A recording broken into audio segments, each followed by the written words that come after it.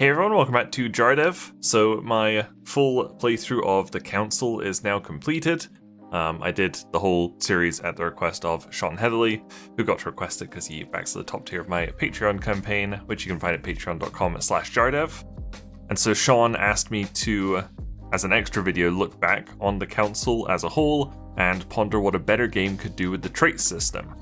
Because obviously the trait system is probably the most unique feature about the Council, and really one of the only good features of the Council. So before we get into the trait system specifically, I wanted to have a look back at some of the good and bad of the game. I'm on the Steam store page right now, and it does describe it as where your choices and character growth truly matter. So the character growth is the trait system, basically, like you level up logic, which is what I did. You level up logic, you can use logic in conversations with people, things like that. But I want to talk about like the where your choices truly matter part. So I believe when this game first came out, it was compared to Telltale games, because Telltale games are very narrative-driven, choice-based games.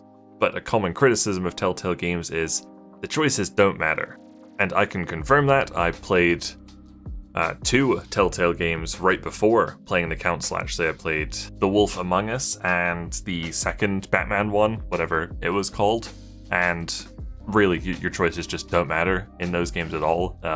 They give you the illusion of choice, but a couple of times I would like fail like a combat scene or something. I'd have to redo a whole section, and so I would just choose like completely opposite choices to what I picked before, and maybe like one line of dialogue would change, and otherwise it was exactly the same. So Telltale games gave you choice, but they just didn't matter.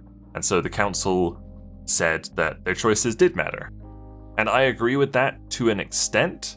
They certainly make more of a difference than Telltale game choices do, but in the end, do they really matter? This video is obviously going to have spoilers for the Council. I assume everybody knows that going into it.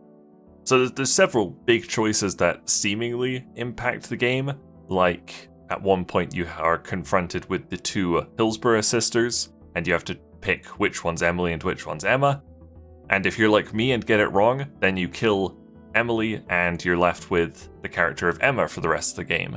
And she is quite a bit different. She's basically insane by the end of the game.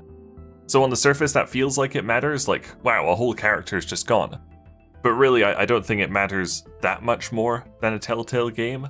I know in the guide I was following, they kept Emily alive and they killed Emma, and at parts where I was going to talk to Emma in my game, they were also talking to Emily in their guide, and they had different dialogue options, but ultimately the game doesn't change that much. So Sean asked me to ponder what a better game could do with the trait system. I guess I can take that 2 ways, like think about a completely separate game, a completely different kind of game, how that would work better with the trait system. And then on the other hand, think about how to improve the Council while keeping the trait system.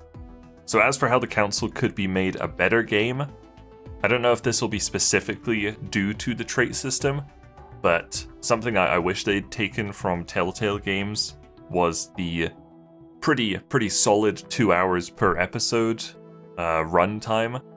I think for the most part, every Telltale episode is about like 2 to 2.5 hours. In fact, they're actually even less. If we go back to look at Batman the Telltale series, all of them are under 2 hours. The longest is 1 hour 43 and the shortest is 1 hour 9. But all sort of in the same ballpark, and I would have quite liked that for the Council. Some of the chapters were really long, and some were fairly short. So just keeping everything kind of the same length would have been quite nice. And the biggest thing for me would be to include what choices you made versus what choices other people made at the end of each little section or the whole episode. I loved that in all Telltale games. I find that so interesting to see how other people chose. And I think it would have just been really interesting to see what some choices people made in the Council would have been. Like, did people kill off their mother as well? I'd love to know. As for the trait system itself, I'm not sure that tying all the skill points to consumable, readable books was the best idea. I know if you followed a guide 100% of the way through, you would collect enough books to max out all your skills. If you didn't, like I did, you'd miss about half the books. I think that's how many I missed.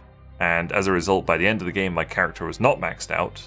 I think in like the second last section, I'd only just got all of my skills to level 1 to be able to use them. So I think not allowing the player to be able to test out all of the traits and skills without having to resort to either looking up a walkthrough or painstakingly going over this quite large map to find all the books was a bit of a misfire, I think. I also think that not really having the skills or traits have any sort of impact on the end of the game is also a bit of a misfire. This also goes back to how your choices don't really make a difference, but through the last like third of the game, I was completely siding with Lord Mortimer instead of with my mother or with Gregory Home. But then, despite siding with Mortimer at every opportunity, my character randomly decides to side with Gregory for a bit before I get a choice again, and then get to side back with Mortimer. So right there you can really see that my choices apparently had no impact on the penultimate end of the game, I guess. You got to make a couple of choices right at the end, but this whole section could have been cut out, or it should have been changed quite a bit, depending on my choices in the rest of the game. But other people's traits were very interesting, but I don't think even they were implemented that well.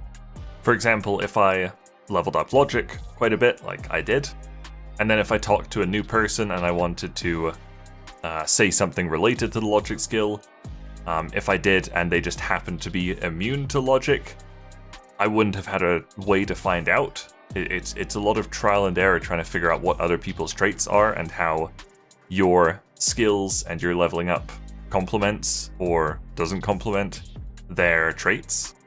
And I think that really comes down to the fact that oftentimes you don't have enough options in the dialogue. You have a lot of options, but a lot of characters, like you'll be talking to them and you'll have like 4 dialogue options and 2 will just be like neutral. They won't have any traits associated with them.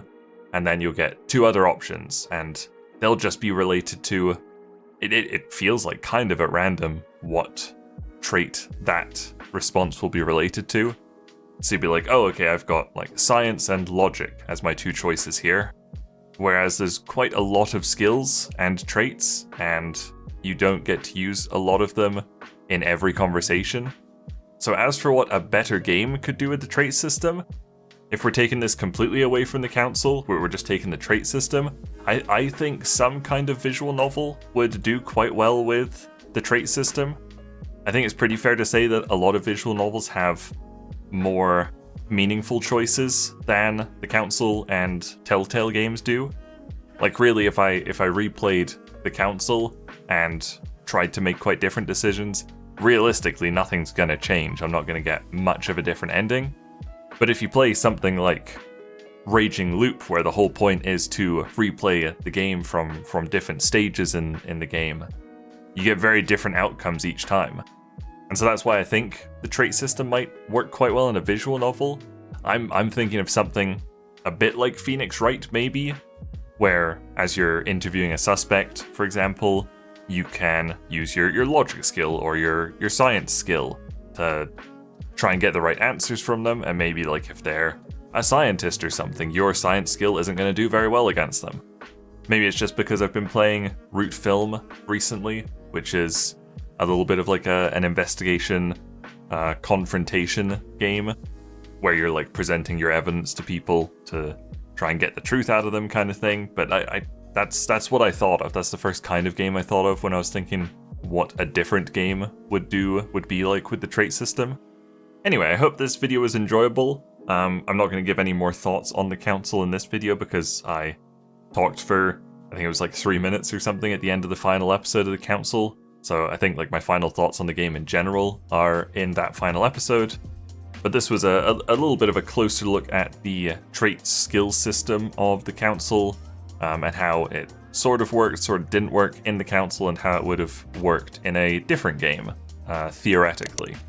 Thank you guys very much for watching. Make sure you leave a like and subscribe if you enjoyed this video, and I'll see you guys later. Bye!